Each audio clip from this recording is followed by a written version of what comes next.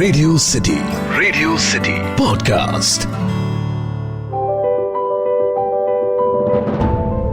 பொதுவா நம்ம ஒரு ஏழை குடும்பத்துல பிறந்துட்டா நம்மளால ஒண்ணுமே சாதிக்க முடியாது, அதே பணக்கார குடும்பத்துல பிறந்துட்டா எல்லாமே நம்மளால பண்ண முடியும் அப்படின்ற ஒரு தாட் நம்மள நிறைய பேருக்கு இருக்கு. ஆனா ஏழையா இருந்தாலும் பணக்காரனா இருந்தாலும் எல்லாருக்குமே இந்த ஆப்பர்ச்சுனிட்டி அப்படின்றது ஒண்ணுதான் அப்படின்றது இவர் லைஃப்ல நடந்த ஒரு விஷயம்.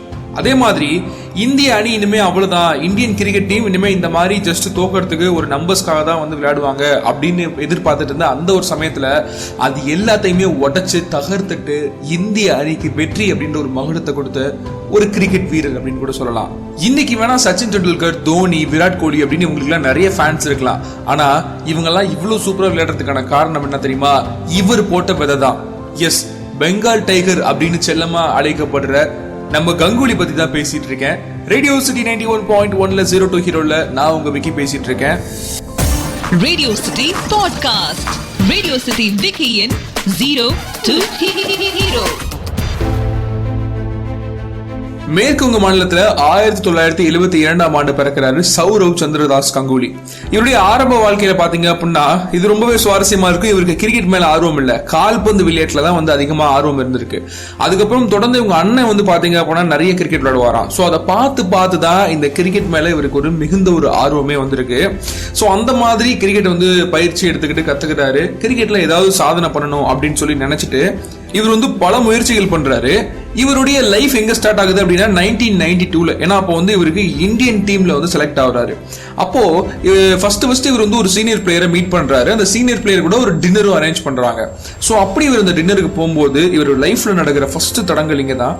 அந்த சீனியர் பிளேயர் என்ன சொல்றாரு அப்படின்னா, ஃப்ரெஷ்ஷா வந்திருக்கக்கூடிய இந்த கங்குலி கிட்ட, உன்னை வந்து மற்ற டீமுக்கு செலக்ட் பண்ணியிருந்தா நீ நல்லா ஆடி இருப்ப, பட் ஆஸ்திரேலியா இந்த சீரீஸ்ல உன்னை ஏன் செலக்ட் பண்ணாங்க, இதுல கொஞ்சம் நாள் பெர்ஃபார்ம் பண்ண முடியாது, ஏன்னா ஆல்ரெடி இந்தியா வந்து தோத்துட்டு தான் இருக்கு அப்படின்ற மாதிரி ஒரு விஷயத்த சொல்லவும் கங்குலி தொடர்ந்து அதை பத்தியே யோசிச்சுட்டு இருக்காரு. அதே மாதிரி என்னதான் இந்தியன் டீம்ல செலக்ட் ஆனாலும் எடுத்தோடனே அவர் கையில பேட்டை கொடுத்து போய் பெர்ஃபார்ம் பண்ணுங்கலாம் சொல்லல. கிட்டத்தட்ட 3 மாசம் தண்ணி எடுத்துட்டு போய் கொடுக்கறது, பேட் எடுத்துட்டு போய் கொடுக்கறது, அந்த மாதிரி கிரவுண்ட்ல அசிஸ்ட் தான் பண்ணிட்டு இருந்திருக்காரு கங்குலி. அதுக்கப்புறமா ஒரு 3 மாசம் கழிச்சு இவருக்கு ஒரு சான்ஸ் கிடைக்குது விளையாட, கிரவுண்ட்ல இறங்கி விளையாட. அப்போ அந்த களத்துல இவர் இறங்கும் போது இவர் மைண்ட்ல ஓடுனது எல்லாமே அந்த சீனியர் பிளேயர் சொன்ன வார்த்தை தான். உன்னால அந்த ஆஸ்திரேலியா மேட்ச்ல எப்படி பெர்ஃபார்ம் பண்ண முடியும் அப்படின்னு சொன்ன அந்த ஒரு நெகட்டிவான வார்த்தை இவர் மண்டக்குள்ள ஓடிக்கிட்டே இருக்கு. கரெக்டா 3 ரன்ல அவுட் ஆயிட்டு வெளியே வந்துடுறாரு. அப்போ சுத்தி இருக்கவங்க என்ன சொல்றாங்க அப்படின்னா, இவரை எந்த அடிப்படையில நீங்க இந்தியன் டீம்ல செலக்ட் பண்ணீங்க அப்படின்னு சொல்லி பயங்கரமா கேலி கிண்டல் பண்ண ஆரம்பிக்கிறாங்க. அந்த விஷயம் இவரை வந்து ஒரு சில அடிகள் கீழே தள்ளுது வாழ்க்கையில.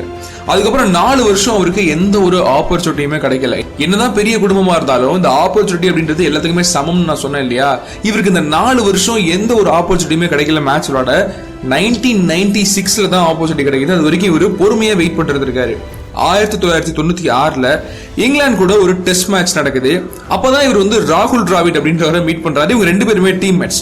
அப்போ வந்து ராகுல் டிராவிட் என்ன பண்ணுவாரா, அவருடைய ரூம்ல வந்து அடுத்த நாள் போற மேட்சுக்கு காலைல சீக்கிரம் எந்திரிச்சு ட்ரெஸ் எல்லாம் அயன் பண்ணி வச்சு பேட் எல்லாம் ரெடியா வச்சு பெர்ஃபெக்டா அந்த ஸ்கூலுக்கு கிளம்புற குழந்தைங்க மாதிரி பெர்ஃபெக்டா இருப்பாராம். அப்போ வந்து இவர் போய் என்ன கேட்டிருக்காரு, கங்குலி போயிட்டு, ராகுல் டிராவிட் உங்களுக்கு டென்ஷனா இல்லையா, மேட்சுக்கு போறோம், நீங்க எப்படி ரொம்ப கூலா இருக்கீங்க அப்படின்னு சொல்லி கேட்கும்போது அப்போ ராகுல் டிராவிட் ஒரு விஷயம் சொல்றாரு, இதை வந்து நான் வந்து ஒரு சேலஞ்சா பாக்குறேன், இதை வந்து ஒரு ஆப்பர்ச்சுனிட்டியா பாக்குறேன், இதை ஒரு ப்ரெஷரா நான் பார்த்தேன்னா என்னால கண்டிப்பா ஜெயிக்க முடியாது. ஸோ நீங்களும் இது வந்து ஒரு ப்ரெஷரா எடுத்துக்காதீங்க. இன்னைக்கு மேட்சுக்கு போகணும் அப்படின்ற ப்ரெஷர்லாம் தள்ளி வச்சுட்டு இன்னைக்கு மேட்ச் விளையாட போறோம், இது நமக்கான ஆப்பர்ச்சுனிட்டி நினைச்சு பாருங்க, கண்டிப்பா உங்களால கூலா இருக்க முடியும் அப்படின்னு சொல்றாரு. அதே மாதிரி எடுத்ததா கங்குலி, நீங்க டவுனா இருக்கும்போது வந்து நீங்க என்ன பண்ணுவீங்க அப்படின்னு சொல்லி கேட்கும்போது ராகுல் டிராவிட் அதுக்குமே ஒரு சுவாரஸ்யமான விஷயம் சொல்றாரு. என் லைஃப்ல நான் எந்த ஒரு விஷயத்துல ரொம்ப கஷ்டப்பட்டிருக்கணும் அதை பத்தி நான் நினைச்சு பார்ப்பேன். அது நினைக்கும் போது எனக்குள்ள ஒரு உத்வேகம் வரும், அதையே நம்ம பண்ணிட்டோம், இதை பண்ண மாட்டோமா அப்படின்னு சொல்லி ஒரு உத்வேகம் வரும். ஸோ அதை வச்சே நான் வந்து போராட ஆரம்பிச்சிருவேன் அப்படின்னு சொன்னதை கேட்டு கங்குலியும் அப்போ ஒரு விஷயத்தை யோசிக்கிறார். என்ன அப்படின்னா, நான் ஆரம்பத்திலே சொன்னேன் இல்லையா, அவருக்கு வந்து ஃபுட்பால் மேலதான் ஆர்வம், கிரிக்கெட் மேல ஆர்வம் கம்மி, அவங்க அண்ணனை பார்த்து தான் விளையாட ஆரம்பிச்சாருன்னு சொல்லி. ஸோ அப்படி இவங்க அண்ணன் வந்து ரொம்பவே வந்து கிரிக்கெட் விளையாண்டுட்டே இருப்பாரு. அப்போ அந்த டைம்ல தான் பாத்தீங்க அப்படின்னா லெஃப்ட் ஹேண்ட் பேட்ஸ்மேனுக்குன்னு ஏத்த மாதிரி ஒரு கிளவ்லாம் ப்ரொடியூஸ் பண்ணி விட ஆரம்பிச்சாங்க. அப்ப இவங்க வீட்டுல அவங்க அண்ணனுக்கு அந்த கிளவ் வாங்கி கொடுத்துருக்காங்க. இவருக்கு ரொம்ப வயசு கம்மி. இவர் பார்த்துட்டு எனக்கு அந்த கிளவ் வேணும் அப்படின்னு சொல்லி அடம் பிடிச்சிருக்காரு. ஆனா அவங்க வீட்டுல வாங்கி தர முடியாது, அண்ணன் வந்து நல்லா விளையாடுறான் அதனால வாங்கி கொடுத்துருக்கோம்னு சொன்னப்போ இவர் வந்து கோபமாயிட்டாரு. உடனே என்ன பண்றாரு அப்படின்னா அண்ணனோட கிளவுஸை போட்டு டெய்லி விளையாட ஆரம்பிக்கிறாரு. இவர் நேச்சுரலாவே ரைட் ஹேண்ட் பழக்கம் உடையவர். ஆனா அந்த ஒரு சேலஞ்சை எடுத்துக்கிட்டு அதுல நான் ப்ரூவ் பண்ணும் அப்படின்றதுக்காக அந்த சின்ன வயசுல லெஃப்ட் ஹேண்ட்ல விளையாட ஆரம்பிச்சு நல்ல பெர்ஃபார்ம் பண்ண ஆரம்பிக்கிறாரு. இதை நீங்க நிறைய மேட்சஸ்ல கவனிச்சிருக்கலாம். சோ அந்த ஒரு சேலஞ்சை நினைச்சு பாக்குறாரு.